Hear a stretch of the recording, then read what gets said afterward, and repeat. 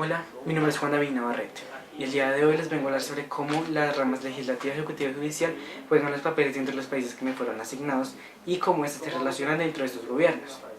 Bien, para empezar hablemos de Belice. Belice es una monarquía constitucional donde el rey o la reina no tienen el poder absoluto sobre el gobierno. Eso se debe a la política Westminster que tienen adoptada, que es un modelo democrático británico, lo que le da poder a la reina Isabel II de ser la jefe de Estado de este territorio. Sin embargo, ella delega a una persona dentro del país de Belice, un propio nativo, para que elija las distintas funciones de la rama ejecutiva, en este caso al primer ministro, al viceministro y al gabinete ministerial. El primer ministro representa al partido político electo por el pueblo y al gabinete ministerial. Sin embargo, el gabinete ministerial se encuentra, lo elige el gobernador general bajo la asesoría del primer ministro una vez ya electo. En la rama legislativa del país se caracteriza por estar compuesto por el Senado y la Cámara de Representantes. El Senado tiene a 12 personas, a 12 senadores, los cuales son elegidos por el gobernador general, mientras que la Cámara de Representantes está compuesta por 31 personas que se eligen democráticamente. En la parte judicial del país se caracteriza por tener instituciones como el Comité Judicial del Consejo Privado de Londres, la Corte Suprema y la Corte de Magistrados. En el caso, vamos a hablar ahora de Bután. Bután es una monarquía constitucional en donde el rey o la reina sí tienen poder bajo el Estado. En este caso, el rey es el jefe de Estado y el jefe de gobierno es el primer ministro, pero el primer ministro es elegido por el pueblo. El Consejo de Ministros, fuera del primer ministro, se compone por el primer ministro, pero fuera de los ministros, los cuales son elegidos por el rey bajo asesoría del primer ministro.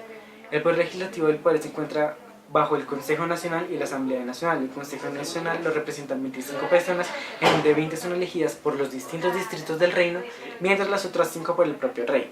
La Asamblea Nacional se compone por 47 delegados, los cuales son elegidos bajo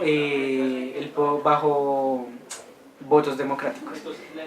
La principal entidad judicial del país se llama el Tribunal Superior de Justicia, el cual se caracteriza por estar representado principalmente por 5 jueces.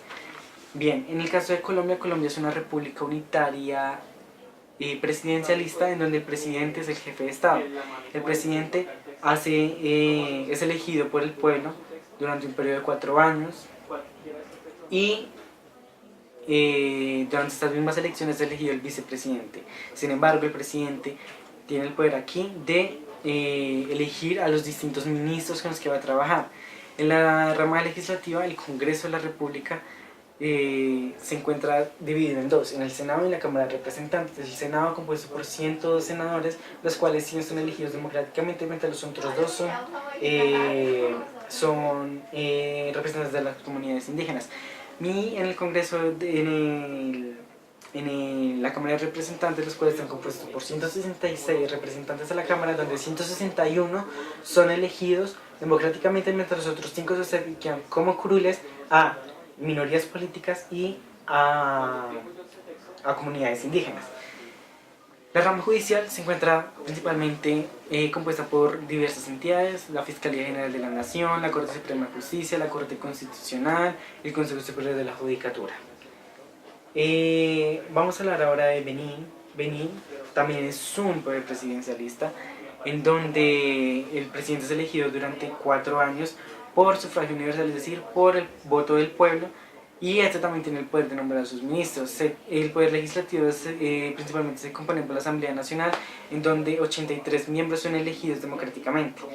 En el poder judicial principalmente se encuentra la Corte Suprema, la Corte Constitucional, el Alto Tribunal de Justicia y el Consejo Económico y Social. La relación que se encuentra entre estos es que el Poder Ejecutivo, Legislativo y Judicial se encuentran en todos los países que me fueron asignados. La diferencia es que unos, ya sea una monarquía constitucional o ya sea una república unitaria presidencialista, Es eso, es el poder elegir al dirigente, al jefe de Estado de su país, es lo que diferencia una de la otra, así como en ciertas ramas legislativas, como unos que tienen la Asamblea Nacional, otros que tienen el Senado, otros que tienen la Cámara de Representantes, pero las funciones de las ramas son las mismas para todos los países. Muchas gracias.